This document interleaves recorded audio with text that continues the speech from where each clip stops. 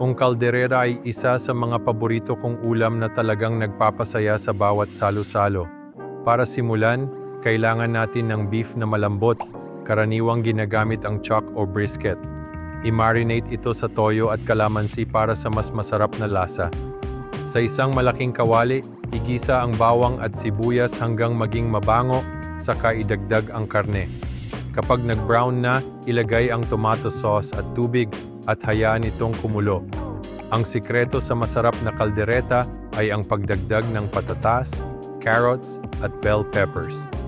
Huwag kalimutan ang liver spread para sa creamy texture at mas malalim na lasa. Para sa huli, lagyan ng sili para sa kaunting anghang at tikman ang alat. Ang kaldereta ay mas masarap kapag pinagsaluhan, kaya't ihain ito kasama ng kanin, isang ulam na puno ng lasa at pagmamahal.